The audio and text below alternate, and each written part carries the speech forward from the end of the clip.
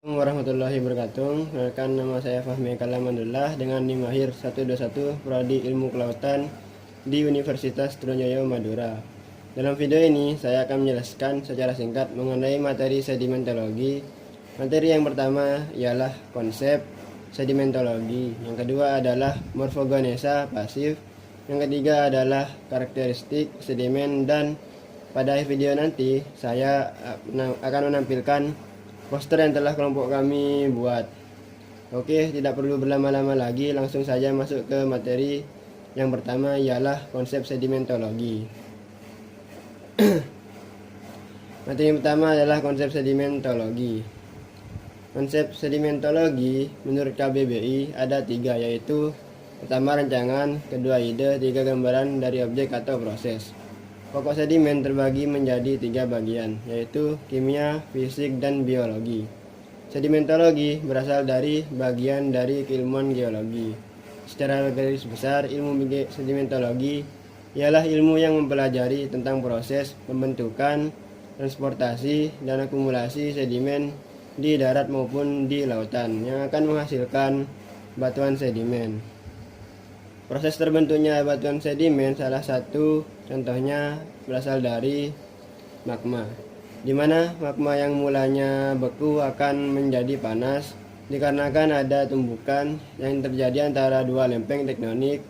Kemudian magma akan mencuat keluar dari kawah gunung dan magma tersebut akan mengalami pembekuan dan akan menghasilkan batuan sedimen, namun butuh beberapa kali endapan sehingga menjadi batuan sedimen.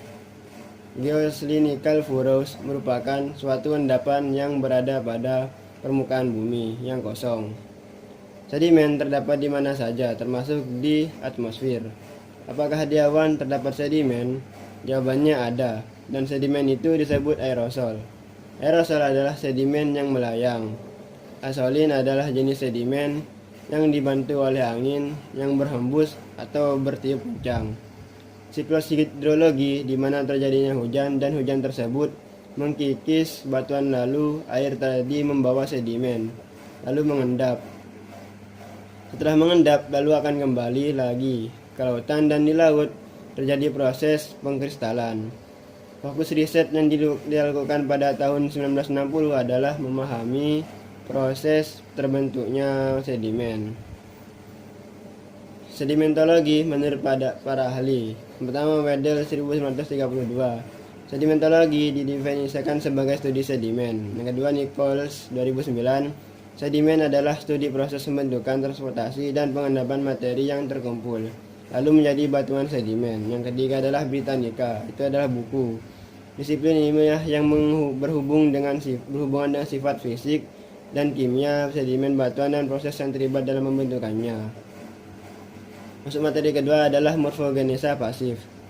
Geomorfologi adalah ilmu yang mendeskripsikan secara genetis bentuk lahan dan proses-proses yang mengakibatkan terbentuknya bentuk lahan tersebut, serta mencari hubungan antara bentuk lahan dengan proses-proses dalam susunan keruangannya. Terdapat 4 aspek utama geomorfologi sebagai berikut. Yang pertama, morfologi mencakup morfografi dan morfometri. Yang kedua, morfogenesa mencakup morfostruktur aktif, morfostruktura pasif, dan morfodinamik. Yang ketiga adalah morfologi, dan yang keempat adalah morfoarrangement. Geomorfologi merupakan ilmu pengetahuan empiris yang didasarkan pada observasi dan pengalaman, penelitian yang bersifat eksperimen pada berbagai proses dan terbentuk dari bentuk lahan. Morfogenesa merupakan asal dan perkembangan dari bentuk lahan dan proses yang membentuk dan bekerja pada bentuk lahan tersebut. Morfogenesa dapat berupa morfostruktur aktif, morfostruktur pasif, dan morfodinamik. Morfostruktur pasif merupakan litologi dari tipe batuan dan struktur dari batuan yang mengalami proses denudasi. Contohnya mesas, schestas, hogback, dan domes. Denudasi merupakan istilah yang sering muncul di kalangan ilmu geologi. Bagaimana lapisan bumi sering mengalami beragam aktivitas. Salah satu aktivitas dari bumi inilah yang disebut dengan denudasi. Denudasi merupakan serangkaian proses panjang yang mengakibatkan pengikisan di permukaan bumi yang berujung pada berkurangnya ketinggian dan relief bentang alam dan juga lengkap landscape bumi. Denudasi ini merupakan proses alamiah yang bisa terjadi dalam waktu yang lama yang bisa disebabkan karena faktor kimia, biologi, maupun mekanis. Denudasi bisa disebabkan karena bermacam-macam faktor, seperti tenaga endogen dan juga tenaga eksogen. Beberapa contoh tenaga endogen yang menyebabkan denudasi adalah pergeseran lempeng tektonik, gempa bumi, dan gunung meletus. Sementara itu, contoh tenaga eksogen denudasi ialah erosi, pelapukan, dan peristiwa mass bursting. Dengan kata lain, morfogenesis pasif terjadi secara alami yang bisa terjadi cukup lama yang bisa disebabkan oleh banyak faktor seperti kimia, biologi, maupun psikis. Masuk materi ketiga ialah karakteristik sedimen. Ada 3 kelompok populasi sedimen, yaitu gravel, kerikil terdiri dari partikel tunggal seperti boulder, cobble, dan pebble. Yang kedua ada sand pasir, terdiri dari pasir sangat kasar, medium, halus, dan sangat halus. Serta yang ketiga adalah mud atau lumpur, terdiri dari clay dan silt. Ukuran butir partikel sedimen adalah salah satu faktor yang mengontrol proses pengendapan sedimen di perairan. Semakin kecil ukuran butir, semakin lama partikel tersebut dalam kolom air dan semakin jauh diendapkan dari sumbernya. Begitu juga sebaliknya, proses transport populasi sedimen terbagi atas 2 jenis muatan. Yang pertama adalah muatan tersuspensi yang di dalamnya mengandung kekuatan arus dari air atau udara yang menyebarkan partikel-partikel sedimen halus, seperti lanau, lempung, dan pasir.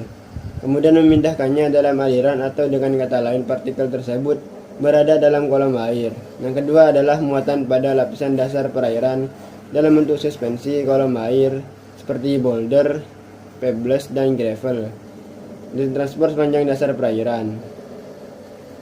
Butiran berukuran besar akan mengendap pada daerah yang dekat dengan tempat pertama kali sedimen tersebut masuk ke laut. Sedangkan untuk butiran yang berukuran kecil bisa ditransportasikan lebih jauh. Misalnya untuk jarak 4 km, sedimen dengan ukuran debu akan mengendap membutuhkan waktu kurang lebih 185 hari.